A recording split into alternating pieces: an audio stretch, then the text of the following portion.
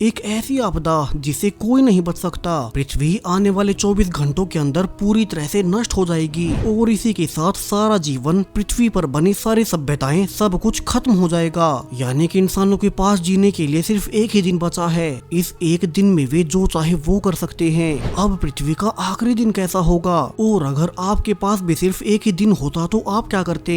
चलिए शुरू से जानते हैं आज की जबरदस्त movie last day on earth में। कहानी की शुरुआत एक अनाउंसमेंट से होती है कि स्पेस से बहुत सारे एस्ट्रॉइड्स पृथ्वी पर गिरना शुरू हो चुके हैं, यानी कि जल्द ही हर कोई मारा जाएगा। पृथ्वी पर रहने वाले इंसानों के पास सिर्फ 12 घंटों का आखिरी समय बचा है, फिर हर कोई मारा जाएगा। अब यहाँ से हम एक कपल जेम्स और जोई को देखते हैं, जो कि दुनिया के खत्म होने से पहले अपना आखिरी समय एक साथ बिता रहे थे। लेकिन जब जोई ने जेम्स को रिवील किया कि वो उसके बच्चे की प्रेग्नेंट है और उन्हें अपने बचे हुए सारे 12 घंटे एक साथ बिताने चाहिए, तो जेम्स गुस्सा उठता है, क्योंकि वैसे भी आज पूरी ही दुनिया खत्म होने जा रही थी, तो फिर उनके साथ रहने से कुछ नहीं होने वाला। वैसे भी जेम्स ने पहले से प्लान कर रखा था कि वो आज अपनी मौत के दर्द को नहीं सहना चाहता, इसलिए वो एक एंड ऑफ वर्ल्ड पार्टी में जाएगा, जहां जेम्स बाकी सब की तरह बहुत ज्यादा नशा करके अपना आखिरी दिन बिताएगा, ताकि जब दुनिया तबाह हो रही हो तब उसे पता न चले। इसीलिए अब जेम्स जोई को रोता हुआ छोड़कर उसी आखिरी पार्टी में जाने के लिए निकल पड़ता है। रास्ते में उसने जाते हुए रेडियो पर न्यूज भी सुनी कि चूंकि अब आखिरी दिन कोई नियम कानून नहीं बचे, तो लोग आसपास के घरों और बिल्डिंग्स में आग लगा रहे हैं। जिस किसी से वे अपनी लाइफ में नफरत करते थे उन्हें टॉर्चर कर रहे हैं। जेम्स ये सब देखते और सुनते हुए आगे जा ही रहा था कि थोड़ी ही आगे जाने पर उसका रास्ता ही ब्लॉक हुआ मिलता है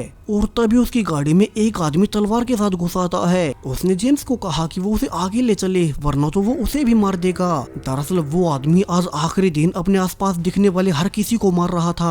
सो जब वो बाहर जाकर एक दूसरे आदमी को मारने गया तो जेम्स मौका देखकर उसे दूर भागने लगता है। हालांकि वो दूसरा आदमी उसका पीछा भी कर रहा था, लेकिन जेम्स ने आखिरकार एक गाड़ी के नीचे छिपकर उसे चकमा दे ही दिया। अब कुछ देर बाद जब वो दूर चला गया तो जेम्स गाड़ी के नीचे से बाहर निकल कर देखता है कैसे सामने वाले घर में दो आदमी एक छोटी बच्ची को उठाकर लाए थे, ताकि वे उसके साथ गलत काम कर सकें। जेम्स समझ गया कि अब चूंकि दुनिया खत्म हो रही है तो लोग जानवर बनकर एक दूसरे को ही नोचने लगे। सारी नैतिकता और सामाजिकता जिसका कि लोग दिखावा किया करते थे, वो सब कुछ अब आखिरी समय में खत्म हो चुकी है। अब जेम्स भी बाकी लोगों की तरह उनकी गाड़ी में जाकर अकेला ही यहाँ से अपनी पार्टी में जाने का सोचता है, लेकिन जब उसे अंदर से उस छोटी बच्ची की दर्द में चिल्लाने की आवाजें सुनाई दी तो वो उसे ऐसे छोड़कर नहीं जा सका। वो अब एक हथौड़ा लेकर उस घर में घुसकर उस बच्ची को बचाने का फैसला करता है। जेम्स अब अचानक से उन दोनों पर अटैक कर उन्हें बुरी तरह से मार देता है, जिसके बाद उसने आखिरकार उस बच्ची को बचा ही लिया। अब वो बच्ची अपना नाम रोज बताती है और उसने रिवील किया कि कैसे वो अपने पिता के साथ दूसरे शहर में अलग हो गई थी जब ये दो लोग उसे उठा लाए। सो रोज अब जेम्स से मदद मांगती है कि वो उसे उसके घर छोड़ आए। अब हालांकि जेम्स तो अपनी पार्टी में जाना चाहता था, वो अपने आखिरी दिन को ऐसे बर्बाद नहीं कर सकता, लेकिन जब उस लड़की ने बताया कि उसकी माँ तो पहले ही मर चुकी थी और उसके बाद उसके पिता के अलावा उसका और कोई नहीं बचा है, तो वो प्लीज उसे उसके पिता के पास पहुंचा दे। अब जेम्स ने नोटिस किया कि अब दुनिया के खत्म होने में सिर्फ 10 ही घंटे बचे हैं। पिछले 2 घंटे तो उसके ऐसे ही बर्बाद हो गए, तो वो अब रोज को लेकर आगे बढ़ने लगता है। उसने फैसला किया कि वो रास्ते में अपनी बहन के घर पर रोज को छोड़ देगा, जहाँ की रोज उसकी बहन के 2 बच्चों के साथ खेल लेगी और फिर शाम तक तो दुनिया वैसे भी खत्म होनी है। लेकिन अब जब रास्ते में जेम्स अपनी बहन के घर पर रुका तो अंदर से कोई दरवाजा ही नहीं खोलता। जेम्स अब रोज के साथ पीछे वाले दरवाजे से अंदर घुसता है और उसने देखा कि कैसे उसकी बहन का पति और दोनों बच्चे, उन सभी ने दुनिया के खत्म होने से पहले ही खुद को समाप्त कर लिया।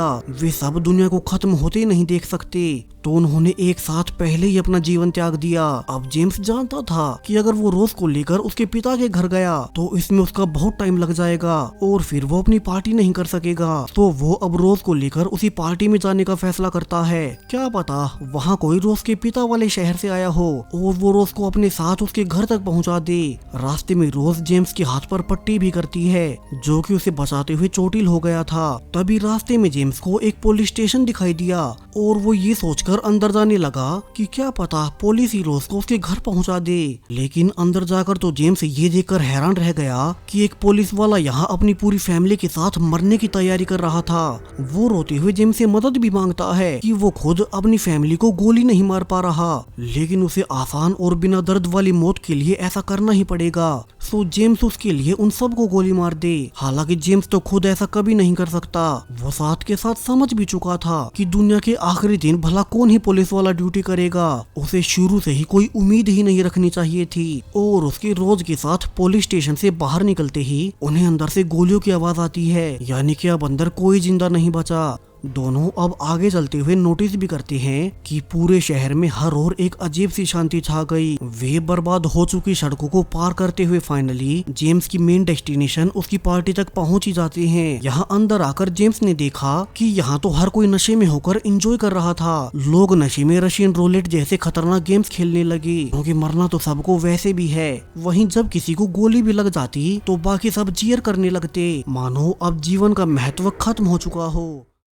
छोटी रोज तो इन सब को देखकर और ज्यादा डर गई। तभी जेम्स अपने खास दोस्त फ्रेडी से मिलता है, जिसने की पूरी ही पार्टी ऑर्गेनाइज की थी और उसी की बहन का जेम्स से जोई के अलावा अफेयर भी चल रहा है। जबकि छोटी रोज तो लगातार जेम्स से कही जा रही थी कि उसे यहाँ से निकलकर अपने पिता के पास जाना है कि तभी जेम्स को फ्रेडी की बहन विकी मिल गई, जिससे कि उसका जोई की पीठ पीछे अफेयर चल रहा था। तो वो अब छोटी रोज को बाहर इंतजार करने का कहकर विकी के साथ अंदर एक रूम में चला गया। विकी अंदर जेम्स को जल्दी से नशा करने को कहती है, फिर वे आने वाले कई घंटों तक मस्ती करेंगे और ऐसे ही नशे में डूब जाएंगे। हालांकि अब तक जेम्स का मन पलट चुका था। उसने सुबह से दुनिया को जानवर बनते देख लिया, उसकी खुद की बहन की फैमिली तक मारी गई, तो अब उसे नशा करने का कोई मन नहीं करता। हालांकि विकी उसे एक अंडरग्राउंड बंकर दिखाते हुए कहती है कि ये उन्होंने दुनिया के खत्म होने के लिए बनाया है, वे इस बंकर में छिपकर सुरक्षित बच जाएंगे। लेकिन जेम्स ने याद दिलाया कि इन सब का कोई फायदा नहीं, पूरा पृथ्वी ग्रह अपने कोर तक फटने वाला है, तो अब कोई भी बंकर उन्हें बचाने नहीं वाला।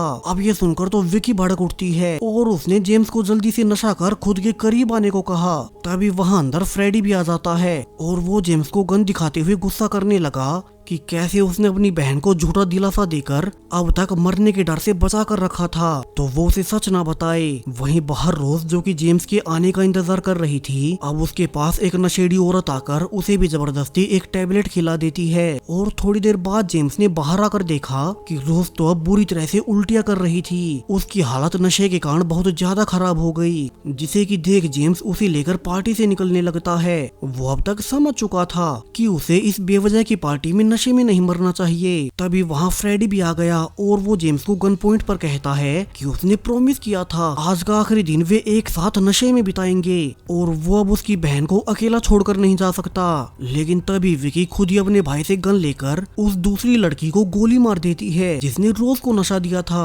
और उसने जेम्स से कहा कि वो रोज को लेकर निकल जाए। हालांकि अब तक रोज की हालत बहुत ज्यादा खराब हो गई, तो जेम्स उसे उठाकर दूर जाने लगता है। रास्ते से उसने एक आदमी की कार भी चुरा ली, जिसे कि वो जल्दी से ड्राइव करते हुए यहाँ से थोड़ी ही दूर मौजूद अपनी माँ के घर पहुँच जाता है। अब कुछ देर रोज की देखभाल करने के बाद जेम्स अपनी माँ से बातें करने लगा। यहाँ उसकी माँ बहुत खुश थी, जो उसे आज आखिरी दिन अपनी बेटी को देखना नसीब हुआ, वरना तो जेम्स आजकल अपनी माँ से मिलने भी नहीं आता और आज भी वो उनसे मिलने की बजाय पार्टी करने वाला था। अब जेम्स की माँ उसे उसकी बहन के बारे में पूछती है, लेकिन वो उन्हें अपनी बहन के बारे में क्या ही बताए। सो उसने झूठ बोल दिया कि वो अपने परिवार के साथ इस आखिरी दिन को बहुत अच्छे से बिता रही थी। अब जेम्स अपनी माँ के पास आकर बहुत राहत महसूस करता है। उसे एहसास भी हुआ कि वो पहले जो नशे में रहना चाहता था, तब वो कितनी बड़ी गलती कर रहा था। उसकी माँ उसके मिलने भर से कितनी खुश हो गई। वो कहती भी है कि अब उसे कोई गम नहीं, वो हंसते हंसते खुशी से मर सकती है। अब थोड़ी देर बाद रोज को भी होश आ गया और जेम्स यहाँ से फैसला कर लेता है कि वो आज इस आखिरी दिन रोज को उसके पिता से जरूर से मिलवाएगा। अब से यही उसका मकसद है। उसने अपनी माँ को आखिरी बार गुड बाय बोल उनसे बहुत सारा पेट्रोल ले लिया ताकि वो रोज के घर तक दूसरे शहर में पहुँच सके। यहाँ जेम्स की माँ उसे बड़े अच्छे से विदा करती है। वहीं अब तक रेडियो पर बताया भी जाने लगा कि अब दुनिया के खत्म होने में ज्यादा घंटे नहीं बचे। सो जेम्स जल्दी से पूरे 1 घंटे की ड्राइव के बाद फाइनली रोज के घर घर पहुंच ही जाता है। रोज यहाँ आकर बहुत खुश थी कि वो फाइनली एक आखिरी बार अपने पिता से मिल ही पाएगी, लेकिन अब सरप्राइजिंगली यहाँ तो पूरे घर में कोई भी नहीं था। तभी वे घर के पीछे वाले गार्डन में गए और दोनों ये देखकर हैरान रह जाते हैं कि रोज का पिता और उसकी आंट दोनों ही रोज के मिसिंग होने के बाद बहुत ज्यादा डर गए थे और उन्होंने ये सोचकर कि कहीं कोई उसकी बेटी के साथ गलत कर रहा होगा, ये सोचकर रोज के पिता ने अपनी जान ले ली। अब रोज तो ये देखकर बहुत ज्यादा डर जाती है, लेकिन जेम्स ने उसे बड़े अच्छे से समझाया कि उन्हें मरना तो अब वैसे भी है, सो रोज अपने पिता को आखिरी विदाई खुशी से दे। वो खुद उसके पिता और आंट को अच्छे से ड्रेसअप कर रोज को उनसे मिलने देता है, जिसके बाद अब जेम्स ने कहा कि उसे भी दुनिया के खत्म होने से पहले एक आखिरी काम पूरा करना है, सो रोज चाहे तो उसके साथ चल सकती है। हालांकि अब रोज ने कहा कि वो अब यहीं अपने घर पर आखिरी समय अपने पिता के पास रहेगी। वैसे भी उन्होंने यही फैसला किया था कि रोज और उसका पिता इस आखिरी मोमेंट को एक साथ बिताएंगे, वो भी उनके इस पुराने घर में जहाँ की कभी उनकी माँ की मौत हुई थी। सो रोज अब जेम्स को थैंक्स बोलते हुए कहती है कि वो उसकी बहुत शुक्रगुजार है जो उसने आज आखिरी दिन उसके लिए इतना सब कुछ किया। अब तक जेम्स भी समझ चुका था कि किसी की मदद करना, किसी को खुशी देना, इससे बड़ा सुख और कोई नहीं हो सकता। जेम्स रोज को गले से लगाकर आखिरी बार गुड बाय बोलता है। उसी की वजह से जेम्स को उसके जीवन के आखिरी दिन बहुत बड़ा सबक मिला। जेम्स ने कहा कि जिस समय सब खत्म हो रहा हो तब रोज अपने पिता का हाथ पकड़ ले, फिर उसे डर नहीं लगेगा और फिर वो उसे आखिरी बार गुड बाय बोल वापिस से अपने घर जाने लगता है। उसे अब अपने आखिरी समय में जोए के पास जाना था। वहीं जोए जो कि सुबह उसे जाने से रोक रही थी, मगर जेम्स नहीं माना। हालांकि अब उसके पास टाइम बहुत कम बचा था। ऊपर से जेम्स की बुरी किस्मत की जिस गाड़ी से वो वापस जा रहा था वो भी ज्यादा चलने से अब रास्ते में ही बंद पड़ गई। हालांकि जेम्स हार नहीं मानता, वो अब अपने घर के बहुत करीब आ चुका था, तो वो अब पैदल ही भागते हुए जोए के पास जाने लगता है। उसे बस एक ही डर था कि कहीं उसके जोए से माफी मांगने से पहले ही पूरी दुनिया खत्म ना हो जाए। उसे मरने से पहले एक आखिरी काम पूरा करना था। वहीं अब तक बाहर हर और मौसम बदलने लगा, यानी कि दुनिया का अंत करीब ही है। तभी जेम्स फाइनली अपने घर पहुंचकर अंदर जोए से मिलने जाता है, लेकिन अब जोए तो यहाँ थी ही नहीं। ऊपर से जेम्स ने देखा कि दूर से आग और धूल का बाउंडर उन्हीं की ओर बढ़ रहा है। पृथ्वी बिल्कुल बीच से फटना शुरू हो चुकी थी। तभी जेम्स भागकर पास वाले बीच पर गया और लकीली उसे वहाँ जोए मिल ही गई। वो यहाँ बीच पर अकेले ही दुनिया का अंत देखने आई थी।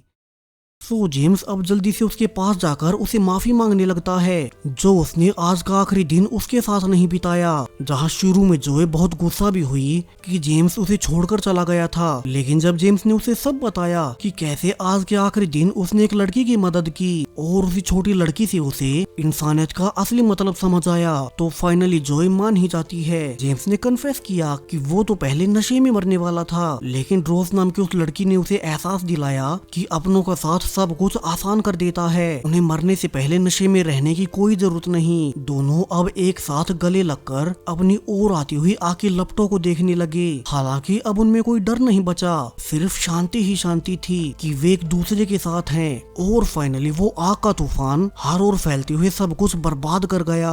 अब यहाँ से हमें दूसरे कॉन्टिनेंट में एक अपार्टमेंट दिखाया जाता है जहाँ की स्काई नाम की एक लड़की अभी अपनी पेंटिंग करने में बिजी थी, जबकि रेडियो पर बताया जा रहा है कि उनके आसपास के सारे कॉन्टिनेंट तबाह हो चुके हैं, जिसके बाद वो आग का तूफान जल्दी यहाँ भी पहुँच जाएगा। यहाँ स्काई का पति सिस्को अभी अपनी फोन पर बिजी होने के साथ साथ लगातार न्यूज चैनल देखे जा रहा था, ये जानने के लिए कि बाहर दुनिया में क्या चल रहा है। वो अपनी बेटी जो कि उससे बहुत दूर दूसरे शहर में रहा करती थी उसे भी वीडियो कॉल करने की कोशिश करता है, लेकिन अनफॉर्चुनेटली उसे कोई रिप्लाई नहीं मिलता। अब सिस्को स्काई के पास आकर सो गया, जबकि स्काई तो लगातार अपनी पेंटिंग में बिजी थी। साथ के साथ उसके लैपटॉप पर लगातार एक धर्म गुरु ऑनलाइन आकर पूरी दुनिया को एक आखिरी मैसेज दे रहे थे कि उनका घर पृथ्वी हमेशा के लिए बर्बाद हो रहा है। अब सिस्को काफी देर सोने के बाद उठता है और जैसे अभी हालात है वो थोड़ा गुस्से में हो गया कि उसे स्काई को जल्दी उठाना चाहिए था। वो इस आखिरी दिन को सोते हुए नहीं बिताना चाहता।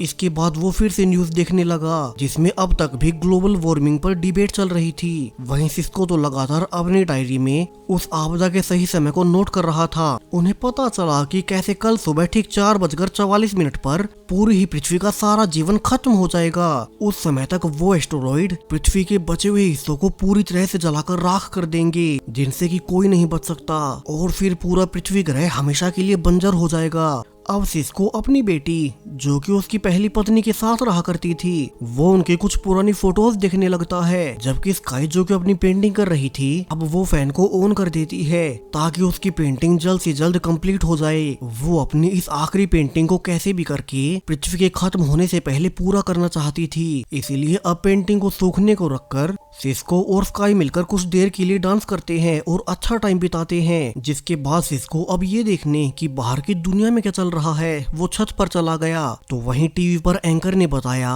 कि उसे अब तक यकीन नहीं हो पा रहा कि वो आज आखिरी बार न्यूज पढ़ रहा है। उसने आगे कहा कि चूंकि अब सब कुछ खत्म होने में थोड़े ही घंटे बचे हैं, तो वो और उसके स्टूडियो के बाकी के कैमरा क्रूज भी अपनी फैमिलीज के पास आखिरी टाइम बिताने के लिए चले जाएंगे। इसके बाद से टीवी पर सिर्फ दुनिया भर से लाइव पिक्चर्स ही ब्रॉडकास्ट हो पाएंगी।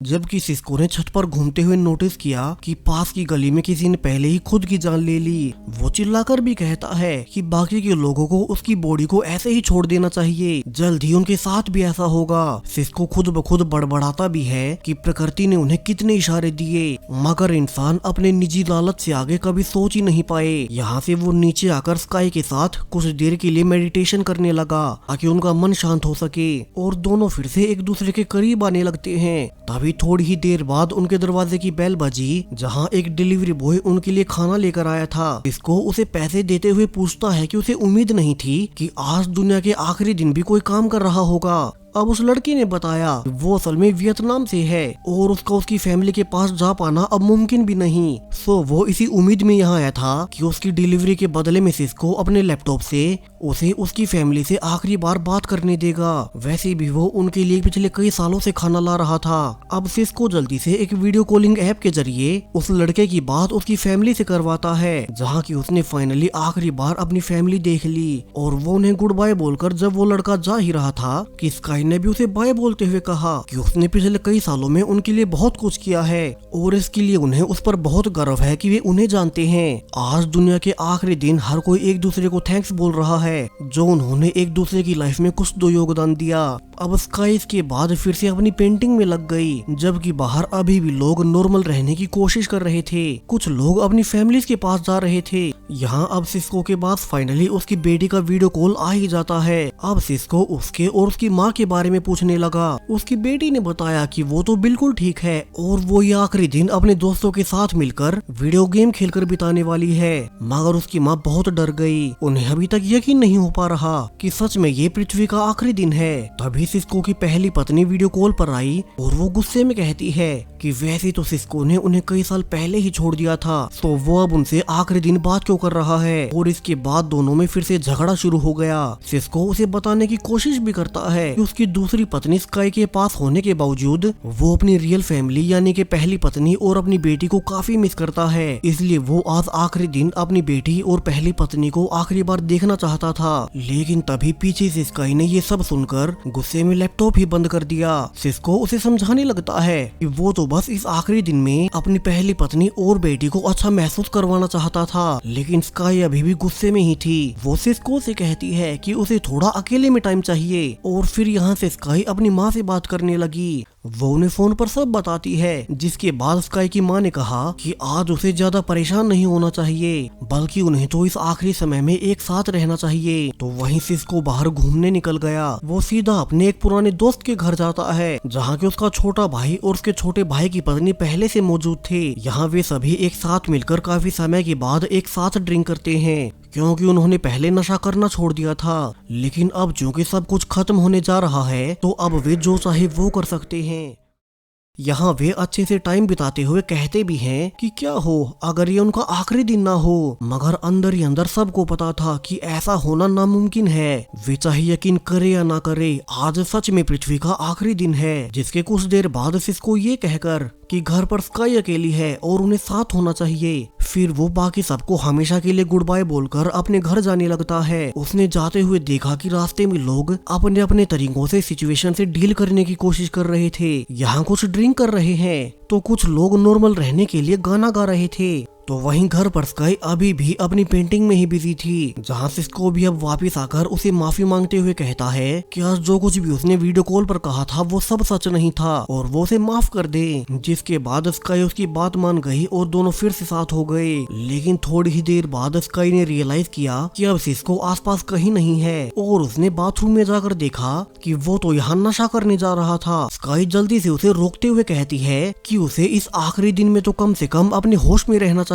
जिसके बाद सिस्को ने उसके लिए कोई नशा नहीं किया। वहीं बाहर अब तक पूरे आसमान में हरे रंग का कोहरा आना शुरू हो चुका था, यानी कि कुछ ही समय में सब कुछ खत्म होने वाला है। स्काई यहाँ से अच्छे कपड़े पहनकर मेकअप करते हुए तैयार होने लगती है। वो अपने आखिरी वक्त में सबसे बेस्ट दिखना चाहती थी, जबकि बाहर सिस्को आसपास के लोगों को देखने लगा। कैसे एक बूढ़ा आदमी अपने पुराने फोटोज को देख रहा है। पास के चर्च में कैंडल्स जलाई जा रही थी। वहीं एक कपल रोमांटिक टाइम बिताते हुए शैंपेन पी रहा है, तो एक आदमी अपने डॉग के साथ अच्छे से डिनर कर रहा था। वे सब एक आखिरी बार अपने मन पसंद की सारी चीजें कर रहे थे। सिस्को उन्हें देख ही रहा था कि तभी एक आदमी अपनी राइफल के साथ घर से बाहर आया और वो खुद को गोली मार लेता है। वहीं अब तक नीचे जहाँ स्काई पेंटिंग कर रही थी, तो यहाँ भी टीवी का ट्रांसमिशन आना बंद हो गया और तभी अचानक से पूरे शहर में हर ओर लाइट आउट हो जाता है। अब ये एक संकेत था कि अब उनके पास कुछ ही मिनट्स बचे हैं। स्काई जल्दी से सिस्को को बुलाती है और सिस्को भागकर उसके पास चला गया। जिसके बाद अब दोनों एक साथ स्काई की बनाई हुई पेंटिंग पे ही लेट जाते हैं, जबकि बाहर लोग अलग अलग तरीकों से